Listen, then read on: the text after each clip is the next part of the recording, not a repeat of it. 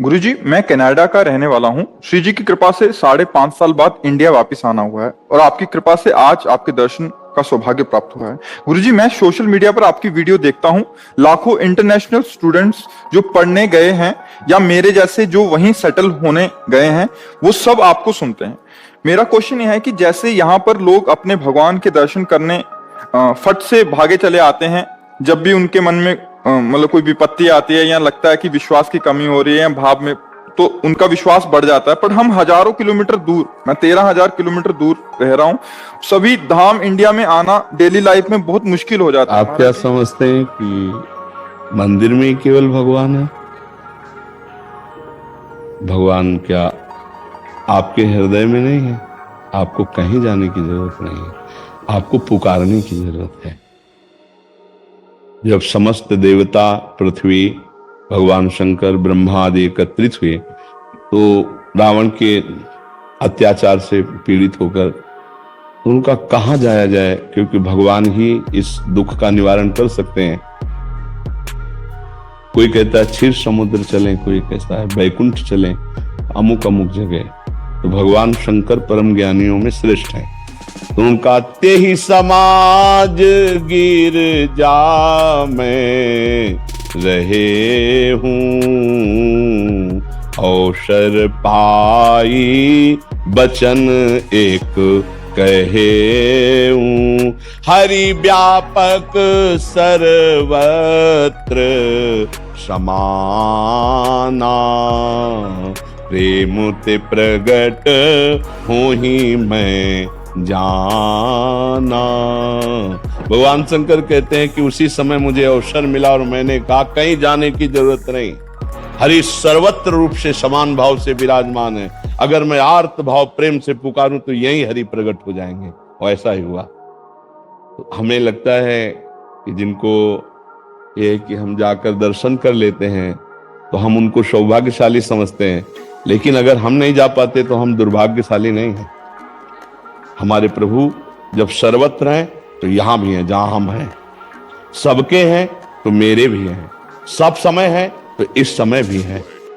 इसलिए मुझे ये तो नहीं सोचना कि मैं किसी मंदिर नहीं जा पाता, हमारी ऐसी ड्यूटी है, हमें ऐसी जगह तैनात किया गया, या हम ऐसी जगह व्यापार कर रहे हैं, ऐसी जगह हम डॉक्टरी कर रहे हैं, पढ़ाई कर रहे हैं। जो भी आपके हृदय मंदिर में भगवान है, और बाहर के मंदिर से हृदय के मंदिर का परिचय मिल जाना बहुत उत्तम होता है। अगर बाहर के मंदिर में गए, हृदय के मंदिर से परिचय नहीं है, तो आप देख लो ऐसे ऐसे कुछ नहीं, क्या फर्क पड़ता है। वैसे ही कि वैसे ही हमारे अंदर काम क्रोध रहते हैं, वैसे ही कि वैसे हम गंदे बने रहते हैं। क्या हुआ?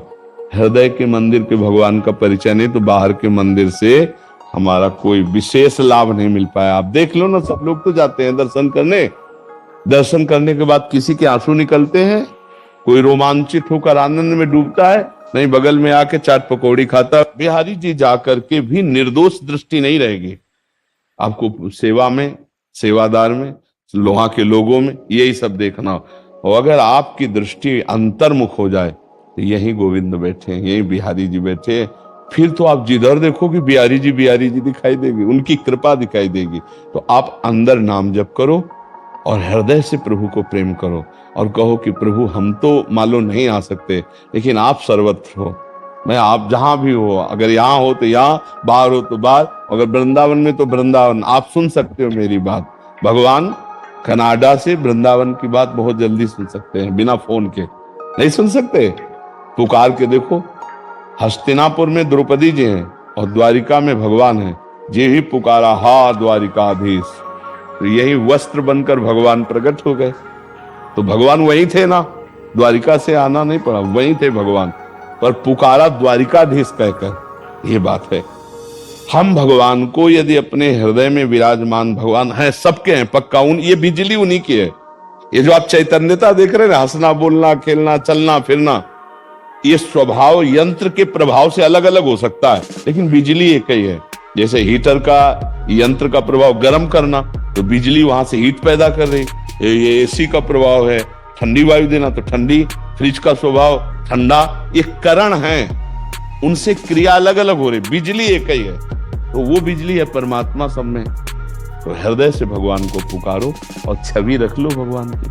अगर भगवान सर्वत्र है तो छवि में भी तो है। अपने भगवान को देख, कहीं जाने की जरूरत नहीं है, देख लिया।